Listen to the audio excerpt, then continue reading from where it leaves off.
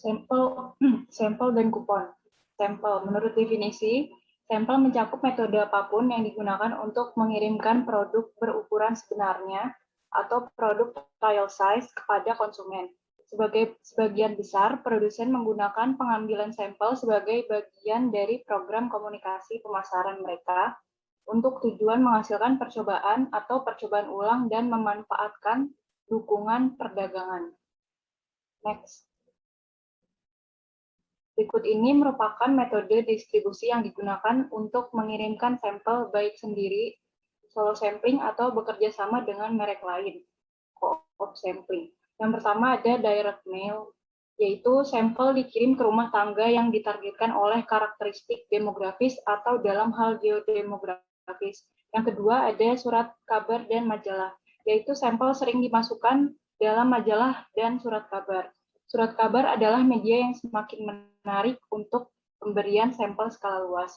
Yang ketiga ada pemberian sampel dari pintu ke pintu oleh kru distribusi, yaitu bentuk pemberian sampel ini memungkinkan penargetan yang cukup besar, memiliki keuntungan seperti biaya yang lebih rendah, waktu tunggu yang singkat antara saat permintaan pemberian sampel dibuat oleh manajer merek dan saat sampel akhirnya dikirim oleh perusahaan sampling. Perusahaan yang berspesialisasi dalam pemberian sampel dari pintu ke pintu menargetkan pemilihan rumah tangga agar sesuai dengan kebutuhan klien.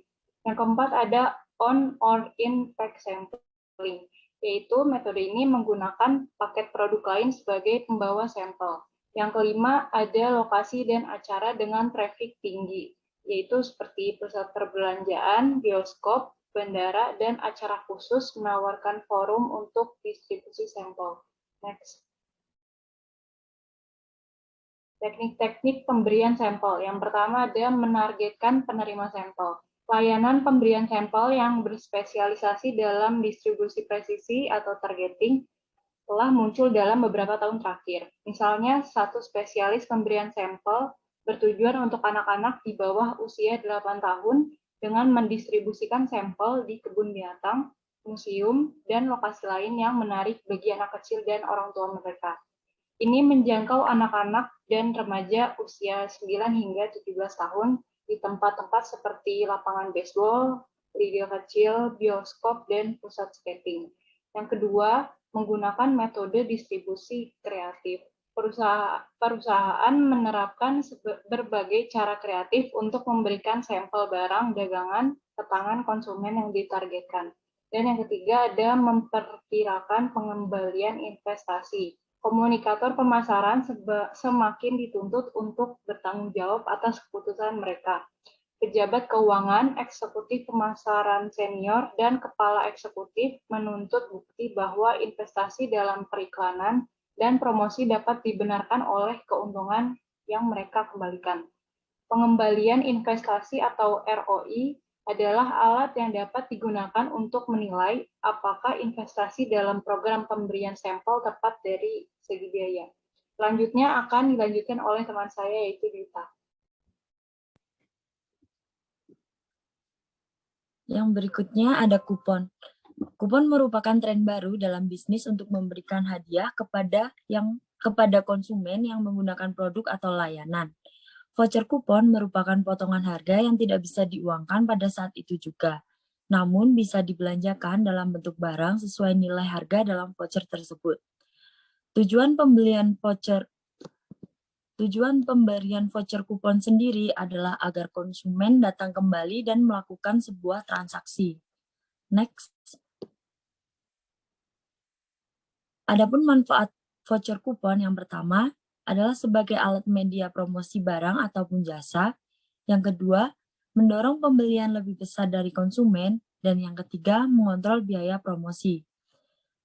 Beberapa tipe bisnis yang cocok untuk media promosi berupa voucher kupon adalah: 1. Bisnis yang bergerak dalam bidang jasa. Yang kedua, bisnis yang memiliki pengeluaran tetap tinggi. Yang ketiga, bisnis lifestyle yang berlokasi di kota besar. Slide selanjutnya akan dibacakan oleh Yasinta.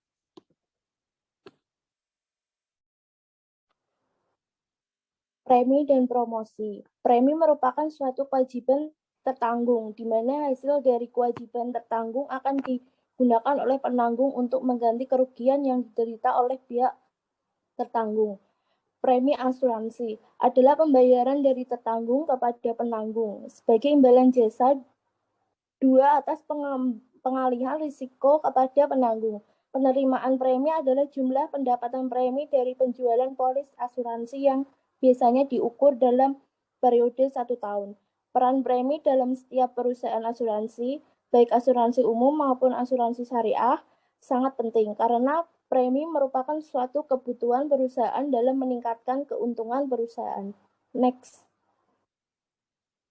Promosi. Promosi merupakan salah satu variabel dari bauran pemasaran yang sangat penting yang dilaksanakan oleh perusahaan dalam memasarkan produk atau jasanya. Tanpa promosi, keberadaan produk kurang mendapat perhatian dari konsumen atau bahkan konsumen tidak tahu sama sekali mengenai produk tersebut.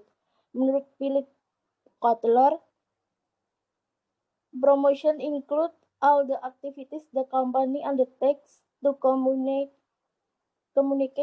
and promote its product the target market. Promosi adalah sebuah kegiatan yang dilakukan perusahaan untuk mengkomunikasikan dan mempromosikan produknya kepada pasar sasaran. Selanjutnya akan dibacakan oleh Kartika.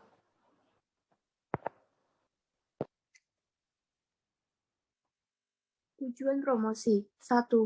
Orang melakukan promosi untuk mencapai suatu tujuan tertentu, ataupun tujuan promosi berdasarkan rangkuman dari sebagian sumber. 2.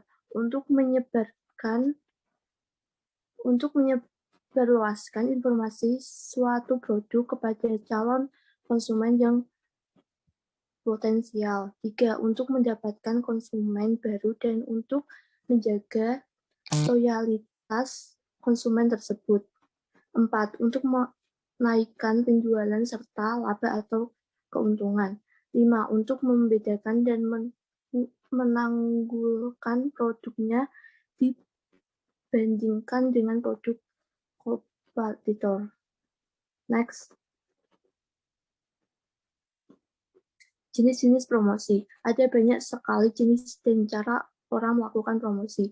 Beda produk atau jasa pada pula cara dan media promosinya. Berikut ini adalah jenis-jenis promosi yang biasa kita lihat seperti dikutip dari Wikipedia. 1. Promosi secara fisik. Promosi dapat diadakan di lingkungan fisik yang biasanya dilakukan pada acara-acara tertentu atau event-event khusus yang diadakan di suatu tempat seperti pameran, bayar, festival, konser, dan semacamnya. 2. Promosi melalui media tradisional. Yang dimaksud jenis promosi melalui media tradisional adalah via media cetak seperti koran, majalah, tabloid, dan sejenisnya, dan media elektronik seperti radio dan televisi, serta media di luar ruangan seperti iklan, banner atau papan reklam atau papan billboard. 3. Promosi melalui media digital. Jenis promosi melalui media digital mencakup media internet dan sosial media atau jejaring sosial. Ini adalah cara modern untuk berpromosi karena memungkinkan orang untuk melihat promosi atau jasa yang dipromosikan melalui teknologi teknik seperti ponsel atau laptop. Demikian presentasi dari kelompok kami. Sekian dan terima kasih. Kalau ada salah-salah kata, mohon maaf. Wassalamualaikum warahmatullahi wabarakatuh.